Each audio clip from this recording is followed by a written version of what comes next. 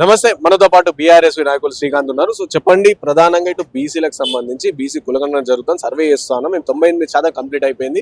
So రేపే మాకు reservation కూడా ఇస్తామంట. సో ఈ నేపథ్యంలో సడన్ గా లోకల్ బాడీ ఎలక్షన్స్ ఉన్నప్పుడు సో ఇట్లా మీరు బీసీ మహాసభ అని చెప్పి పెట్టడానికి గల కారణం ఏంటి? రేవంత్ రెడ్డి గారు ఎన్నికల హామీల్లో భాగంగా బీసీలకు ఆకాశంలో మేడలు చూపించినట్టుగా ఎన్నికల్లో హామీలు ఇచ్చి ఈ రోజు ఇచ్చిన హామీలు అమలు పరచడంలో మాత్రం మొండి చేయనిచ్చినట్టు అయినా ఈ రోజు రాష్ట్రంలో చూస్తా ఉన్నాం.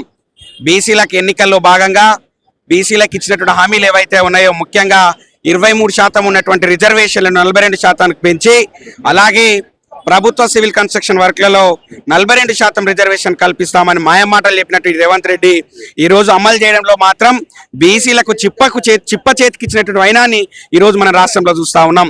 అయ్యా రేవంత్ రెడ్డి గారు, మీరు ఎన్నికల్లో ఇచ్చినటువంటి హామీలు ఏవైతే ఉన్నాయో ముఖ్యంగా ఎంబీసీలకు ప్రత్యేక మంత్రిత్వ శాఖ ఏర్పాటు చేయడంతో పాటుగా ప్రతి సంవత్సరం బీసీలకు 20,000 కోట్ల రూపాయలు కేటాయిస్తామని చెప్పి మాయమాటలు చెప్పి నేడు మొన్న ప్రవేశపెట్టినటువంటి బడ్జెట్లో మాత్రం బీసీలకు మొండి చేయి చూపినటువంటి వైనాన్ని కూడా ఈరోజు మనం చూస్తా ఉన్నాం.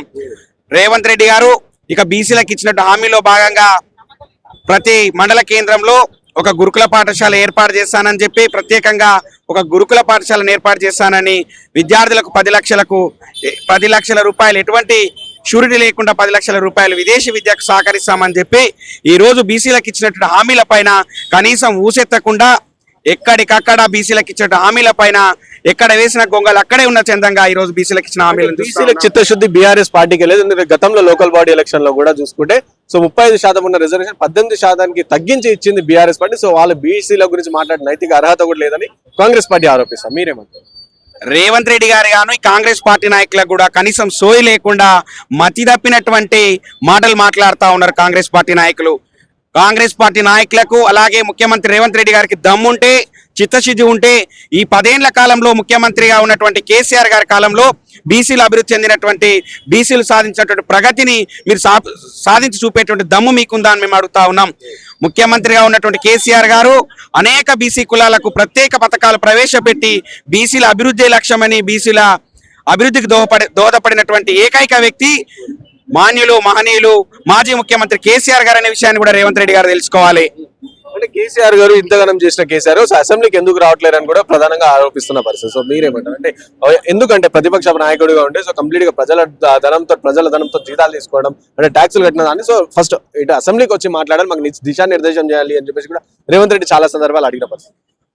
ప్రజలు మీ యొక్క నాయకత్వాన్ని మెచ్చి మీకు ఈ రోజు రాష్ట్రంలో అధికారం ఇవ్వడం జరిగింది.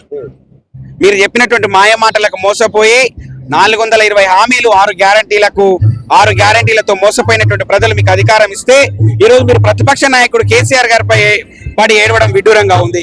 మీకు చేతనైతే మీకు దమ్ముంటే మీరు ఇచ్చినటువంటి హామీలను నిరూపించి ముఖ్యమంత్రిగా ఉన్నటువంటి రేవంత్ రెడ్డి గారు ఆ యొక్క ప్రతిపక్ష నాయకుడైనటువంటి కేసీఆర్ గారికి సవాల్ ఇవ్వాలి. కేసీఆర్ గారు అసెంబ్లీకి రావడం లేదు, కేసీఆర్ గారు మాకు ఆ యొక్క సలహాలు ఇవ్వడం లేదని మొత్తుకుంటా ఉన్నటువంటి రేవంత్ రెడ్డి గారు మీకు సిగ్గుందా అని మేము అడుగుతా ఉన్నాం. అయ్యా రేవంత్ రెడ్డి గారు, మీకు దమ్ముంటే మీరు ఇచ్చిన హామీలను నెరవేర్చండి. ముందుగా ఈ యొక్క ప్రతిపక్ష నాయకుడు అసెంబ్లీకి రావడం లేదు, అక్కడ పంటలు వండడం లేదని మాయమాటలు చెప్పడం కాదు.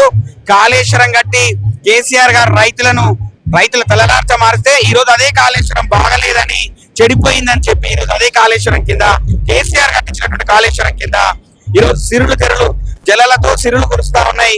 రాష్ట్రంలో పంటల అభివృద్ధి జరుగుతూ ఉంటే ఈ రోజు కేసీఆర్ చేసినటువంటి అభివృద్ధిని చూసి ఓర్వలేక మీరు కేసీఆర్ గారికి ఎక్కడ పేరు వస్తుందని డైవర్ట్ పాలసీకి ఎత్తుకొని ఈ రోజు రేవంత్ రెడ్డి గారు అలా తోకలేనటువంటి మాటలు మాట్లాడుతూ ఉన్నాడు. కాళేశ్వరం కూడా పెద్ద స్కామ్, దానిపైన రేపో మాపో కేసీఆర్ కావచ్చు, కేటీఆర్ కావచ్చు, హరీష్ రావు వీళ్ళు కూడా లోపల పోయే పరిస్థితి ఉంటుంది అని చెప్పి చాలా సందర్భంలో రేవంత్ రెడ్డి చెప్తున్నారు. రేవంత్ రెడ్డి గారు అలాగే కేంద్ర దర్యాప్తు సంస్థలు రాష్ట్ర దర్యాప్తు సంస్థలు ఒక జోడెద్దుల మాదిరి నడుస్తూ కాంగ్రెస్ పార్టీ బీజేపీ పార్టీ ఒక లోపాయకార ఒప్పందంతో బీఆర్ఎస్ పార్టీని బద్నాం చేయాలనేటువంటి కుట్రే తప్ప అక్కడ కాళేశ్వరంలో ప్రాజెక్టు కాలిపోయింది అని గగ్గోలు పెట్టేటువంటి ఈ యొక్క రేవంత్ రెడ్డి గారు కానీ కాంగ్రెస్ పార్టీ నాయకులు కానీ అలాగే బీజేపీ పార్టీ నాయకులు కానీ నిరూపించేటువంటి దమ్ముందని మేము అడుగుతా ఉన్నాం. కమిషన్ల పేరిట ఆ యొక్క రిపోర్ట్ల పేరిట కాలయాపన చేస్తూ కేసీఆర్ గారి పైన బీఆర్ఎస్ పార్టీ పైన బురదలేటువంటి ప్రయత్నమే తప్ప అక్కడ మీరు నిరూపించేటువంటి దమ్ముందని మేము అడుగుతా ఉన్నాం.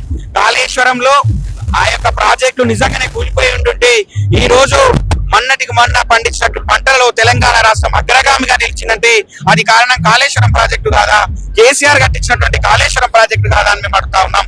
ఈ యొక్క పసలేని రాజకీయాలు చేయనిక మతిలేని మాటలు మాట్లాడుతా ఉన్నటువంటి కాంగ్రెస్ పార్టీ నాయకులు కేసీఆర్ గారి పైన అక్కసే తప్ప ముఖ్యమంత్రి కేసీఆర్ గారు ఉన్నప్పుడు ఆయన చేసినటువంటి అభివృద్ధిని చూసి ఓర్వలేక ఈ యొక్క చేతగాని మాటలు మాట్లాడుతా ఉన్నాడు రేవంత్ రెడ్డి గాని కాంగ్రెస్ పార్టీ నాయకులు గాని. ఫైనల్ ఏం డిమాండ్ చేస్తారు బీసీ మహాసభ వేదికగా? సో మీరేం డిమాండ్ చేస్తారు కాంగ్రెస్ పార్టీ? ముఖ్యమంత్రి రేవంత్ రెడ్డి గారు అలాగే కాంగ్రెస్ పార్టీ ఎన్నికల్లో ఏవైతే ఇచ్చినటువంటి హామీలు ఉన్నాయో మరీ ముఖ్యంగా 23% రిజర్వేషన్ ని 42%గా పెంచి అలాగే బీసీలకు అన్ని రకాలుగా బీసీ యొక్క నాయకత్వ అభివృద్ధికి దోహదపడతామని మాయమాటలు చెప్పి ఈ రోజు స్థానిక సంస్థల ఎన్నికలు సమీపిస్తున్నప్పటికీ కూడా ఆ యొక్క సర్వే పేరిట కాలయాపన చేసేటట్టు ప్రయత్నం చేస్తా ఉన్నది రేవంత్ రెడ్డి ప్రభుత్వం.